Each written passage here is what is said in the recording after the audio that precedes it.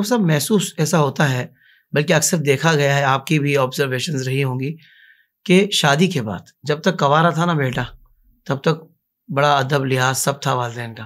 جیسی شادی اس کی کر دی، دلہن گھر آ گئی، یعنی بہو گھر آ گئی، تو اب بہو اور ساس کا ایک جو سینیریو کریٹ کیا گیا ہے ہمارے معاشرے کے اندر، جیسے کہ یہ دونوں کو آپس میں اینٹی ہونے چاہیے، ان دونوں کا انداز ایسا ہونا چاہیے، حالانکہ ایسا بالکل بھی نہیں ہے.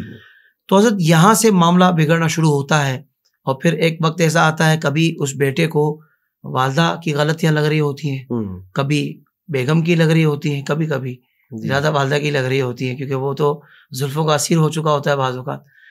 تو حضرت یہ ارشاد فرمائے کہ یہ اب اس کو کیسے بیلنس رکھا جائے، بلکہ یہ لفظ بیلنس بھی مجھے بہت عجیب لگ رہا ہے، بالکل، کیونکہ ماں کا حقوق، ماں کے حق، والدین کے حقوق، سر اس کی بیلنس والی بات بھی عجیب ہے. لیکن جو اسلام نے ہمیں بیلنس بتایا ہے، جو قرآن نے بتایا، میں چاہوں گا اس کی ذرا تعلیمات ارشاد فرمائیں. کہاں ہم ماں کو کہاں بیوی سے کمپیئر کریں. بیلنس کی بات آپ نے کہی، بالکل میں بھی اس کا قائل نہیں ہوں. جبکہ حضور صلی اللہ علیہ وسلم کی بارگاہ میں باپ کے بارے میں سوال کیا گیا تھا. باپ خود ایک بڑی منزلت والا ہے، لیکن 3 مرتبہ حضور صلی اللہ علیہ وسلم نے ماں کا درجہ بتایا، پھر آگے جا کر باپ کا. ایسا ہی تب جب وہاں کمپیریزن میں نہیں ہے تو کہاں ہماری لائف بھی عورت کو اس کے ساتھ میں نہیں ہے. صحیح بات. خیر، اب آپ نے جو سوال کیا یہ تقریباً گھروں کا ماحول ہے. پہلے اس کو میں انسانی فطرت سے بات کرتا ہوں. ماں کا جو دل ہے وہ اپنے بچے کے لیے وہ ایسی ہی ہے کہ کوئی بھی عورت ہو، ماں ہی نہیں، کوئی بھی عورت اپنے محبوب کو وہ کسی کے ساتھ شیئر نہیں کرتی. کیا بات، یہ عورت کی فطرت ہے. صحیح. تو ماں ہے. عورت اپنے شوہر کو شیئر نہیں کرتی، تو ماں اپنے بیٹے کے لیے بھی. ہوتا کیا ہے میں آپ کو بتاؤں، شادی سے پہلے ماں ہی ڈھونڈتی ہے بہو، کہ میں اچھی بہو لاؤں گی، اچھی بہو لاؤں گی، کیونکہ شادی کرنا ہے، ایک رواج ہے اس کے ساتھ، اس کو پتا ہے کہ کمیونٹی میں رہنا ہے. تو شادی کر کے لے کے خود آتی ہے اپنی بہو کو، اور اس کے بعد بگڑتی بھی خود ہی اپنے بہو کے ساتھ. یہ آپ جو سوال کر رہے ہیں، یہ ضروری نہیں کہ جو محبت کی شادی کر کے نوجوان لے کر کے آیا صرف اسی کے ساتھ ساس بہو کے معاملات ہیں. خود ڈھونڈ کر لائی ہوئی بہو کے ساتھ بھی معاملات ہیں. وجہ یہ ہوتی ہے کہ وہ اپنے بیٹے سے بے انتہا محبت کرتی ہے. یہ اصل بات، محبت کرتی ہے. اب جب وہ دیکھتی ہے کہ اس کی محبت میں اب شیئرنگ ہو چکی ہے، اب ایک اور عورت کو یہ وقت دے رہا ہے، تو یہ فطرتی طور پر اس کے دل میں ایک چیز آتی ہے. تو اس سے تو عورت کو باہر نکلنا چاہیے. صحیح. عورت کو جب تم خود اس کے لیے ڈھونڈ کر کے لائی ہو تو تمہارا بیٹا اپنی بیوی کے لیے تھوڑا وقت تو دے گا. دل بڑا کرنا ہوگا. اب یہاں پر آپ بیلنس کی بات کر رہے ہیں، اس پر ہم آتے ہیں کہ نوجوان کی ذمہ داری بہت بڑی ہے. بلکہ میں تو بسا اوقات اپنی تقریر میں کہتا بھی ہوں کہ وہ بیچارہ رکشہ بن جاتا ہے 3 ٹائر والا. 3 ٹائر والا جو رکشہ ہے وہ بنتا ہے. اب رکشے والے کو آپ غور سے دیکھیں گے تو سیدھا سیدھا چلتا ہے. اگر بہت تیزی سے ٹرن لے لیا نا تو رکشہ پلٹ جاتا ہے.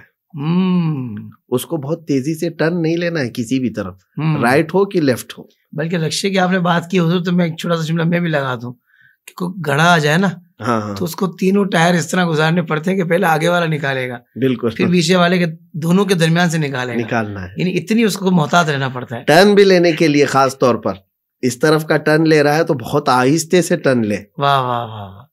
بہت تیزی سے اگر گھما دیا تو گر جائے گا، الٹی ہو جائے گا پھر تو اس بات کو خاص طور پر میں کہتا ہوں کہ ایک طرف تمہاری ماں ہے اور ایک طرف بیوی ہے، اور دونوں تمہاری محبت کے طلبگار ہیں. سبحان اللہ. ان کو ان کے حقوق دے دو. ماں کے ساتھ وقت گزارنے میں بھی کوئی کمی نہ آئے، اور بیوی کے حقوق میں ادائیگی میں بھی کوئی کمی نہ آئے. صحیح. تو یہ اگر وہ مینٹین کر لیتا ہے تو یہ سارا کلیش ختم ہو جاتا ہے. چند دنوں کی بات ہے. اب ان نوجوانوں کو جو یہ لگتا ہے کہ ماں بار بار جھک جھک کرتی ہے، کٹ کٹ کرتی ہے، میری بیوی کو برداشت نہیں کر پاتی، اس نوجوان سے میں کہتا ہوں میرے عزیز، تھوڑے دنوں کی بات ہے، یوں ہی ان کا بڑھاپا آ چکا ہے. ان کو سکون کی سانسیں چاہیے. اگر وہ کسی کو بول کر کے دل ہلکا کر سکتی ہیں تو تمہارے بجائے کس کو بولیں گی؟ کیا بات ہے مفتی صاحب، واہ واہ واہ. کیا تم اپنے آپ کو اتنا بھی لائق نہیں سمجھتے کہ میری ماں کے لیے کوئی سخت جملہ سہنے کے قابل اس کی اولاد نہیں تو اور کون ہو سکتا ہے؟ ہائے ہائے ہائے. خوشی سے تسلیم کر لو پھر جس دن ماں کا جنازہ چلا جاتا ہے تو پھر تم تمنا کرتے رہو گے کہ کوئی ڈانٹنے والا تو ہو مجھے. کوئی نہیں رہ جاتا پھر، کیونکہ ہر کوئی تم سے ڈر رہا ہوتا ہے. بڑے اتنے ہو چکے ہو کہ کوئی نصیحت کرنے والا نہیں ہے. وہ صرف ماں ہے، ڈراتی بھی ہے اپنے بچوں کو. باپ ہے جو کان بھی پکڑ سکتا ہے. ہم نے دیکھا ہے کہ بعد میں احساس ہونے لگتا ہے کہ کوئی تو ڈانٹنے والا ہونا چاہیے تھا، کوئی ڈانٹنے والا ہونا چاہیے تھا. او تو ماں باپ کے جانے کے بعد اس چیز کی تمنا کرنا پھر بے سود ہے. اب یہاں پر بیوی کے اگر کوئی ایسے پرستار ہو گیا ہے تو پھر وہ آدمی بدبخت ہے. بدبخت ہے. یہاں پر بہت سارے لوگ کیا کہتے ہیں کہ اس کو ایسے اینگل سے بیان کرتے ہیں جیسے کہ بیوی کو دیکھنا ہی نہیں ہے، صرف ماں کو دیکھنا ہے. ایسا بھی نہیں ہے، بلکہ دونوں کے حقوق جو اسلام نے دیے وہ پورے ادا کرو. سبحان اللہ، سبحان اللہ. اتنی بات کا خیال رکھو کہ تمہاری ماں کے دل پر کوئی بات ایسی نہ گزرے کہ اس کو ٹھیس پہنچ جائے. بہت پیاری بات. یہ چیز ملتی ہے زمانے نبوی میں. ماشاءاللہ. ایک شخص آیا حضور صلی اللہ علیہ وسلم کی بارگاہ میں، کہا کہ فلاں بندہ ہے جو آپ کے پیچھے نماز پڑھتا ہے، لیکن وہ بستر مرگ پر آ چکا ہے، یعنی انتقال کا وقت قریب ہے، اور اس سے کہا جا رہا ہے لا الہ الا اللہ، تو وہ کہہ نہیں پا رہا ہے. حضور پاک صلی اللہ علیہ وسلم نے فرمایا کیا وہ اپنی زندگی میں یہ کہتا تھا؟ کہا ہاں بالکل کہتا تھا، کلمہ پڑھتا تھا، لیکن موت کے وقت وہ نہیں پڑھ پا رہا ہے. حضور پاک صلی اللہ علیہ وسلم خود تشریف لے گئے تو جا کر کے پوچھا اس کے گھر میں کون کون ہے؟ کہا بیوی ہے اور ماں ہے. پہلے ماں کو بلاؤ. ماں سے پوچھا کہ یہ تمہارا بیٹا ہے؟ کہا ہاں یا رسول اللہ صلی اللہ علیہ وسلم میرا بیٹا ہے. کہا اس کے اخلاق کیسے ہیں؟ تم کیا کہتی ہو؟ ماں نے اتنی تعریف کی، کہا کہ بہت بلند اخلاق والا ہے، بہت اچھا ہے، آپ کے ساتھ رہتا، آپ کے پیچھے نماز پڑھتا ہے، اس سے بہتر کیا ہے اس کے لیے؟ اخلاق کی تو ماں نے تعریف کی. حضور نے پوچھا تم بھی راضی ہو؟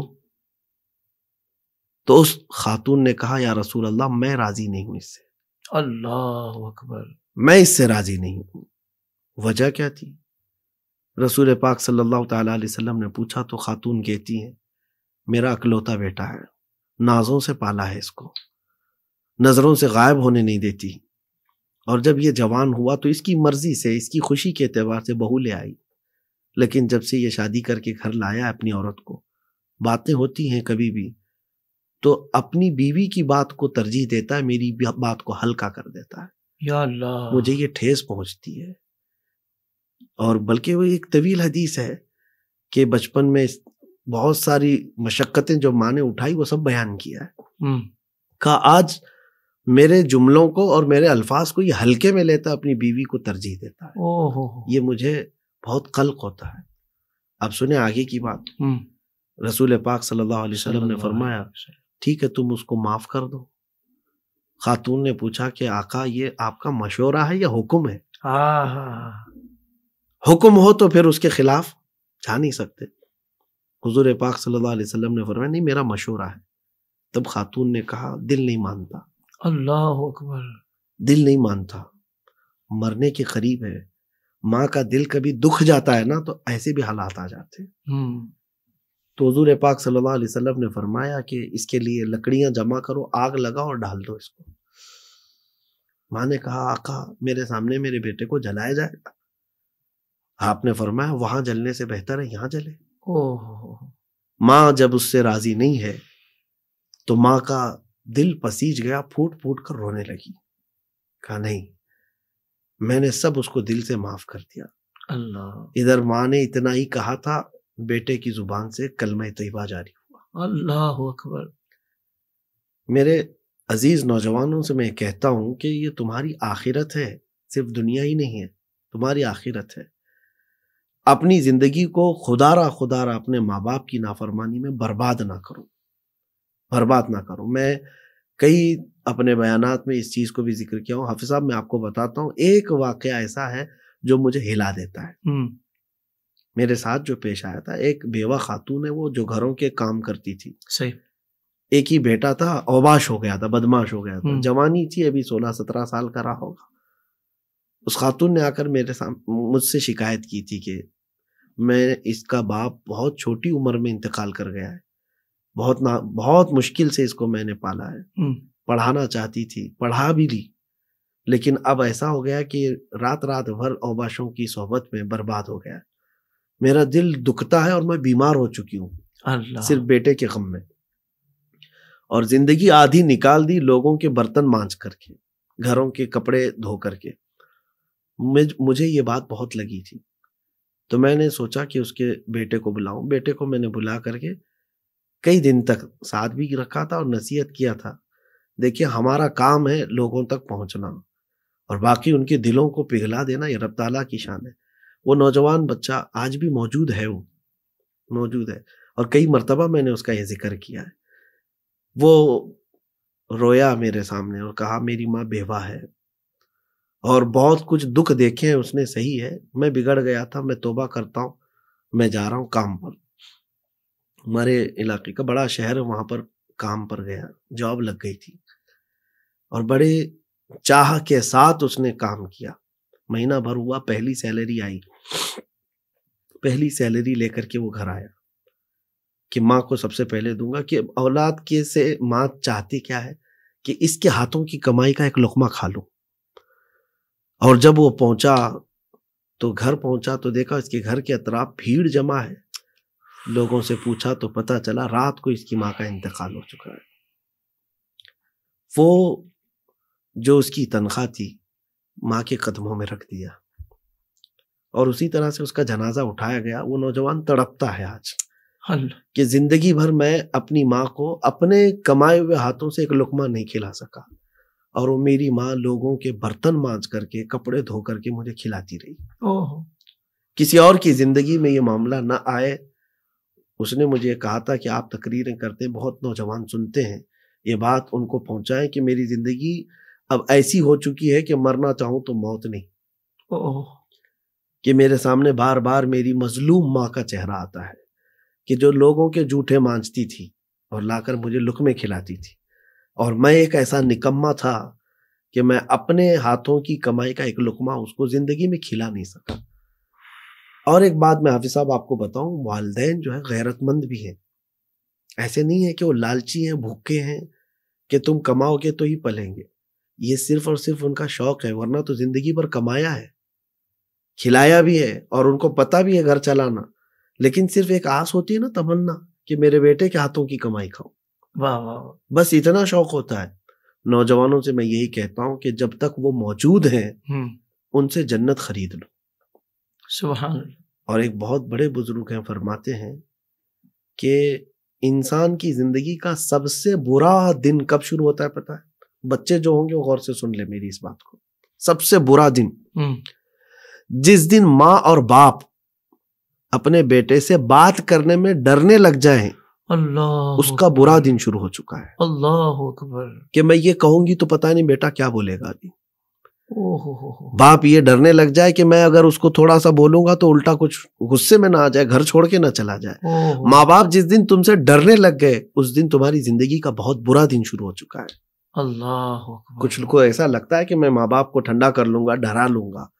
جس دن وہ تم سے بات کرنے میں ڈرنے لگ گئے, بد نصیبی کا دن شروع ہو چکا ہے. اللہ کی لعنت ہے اس بندے پر. رب تبارک و تعالی ہم کو عقوق الوالدین جیسے یعنی سخت گناہ کبیرہ سے ہمیشہ محفوظ رکھے. آمین آمین آمین. اور جیتے جی ان کی قدر کرنے کی توفیق عطا فرمائے. زندگی کے تمام شعبوں میں دینی رہنمائی حاصل کرنے اور آخرت کو بہتر کرنے کے لیے ہمارے YouTube channel Islamic digital studio کو سبسکرائب کر لیں اور بیل آئیکن بھی پریس کر لیں. قرآن سے بھی ملاتا ہے.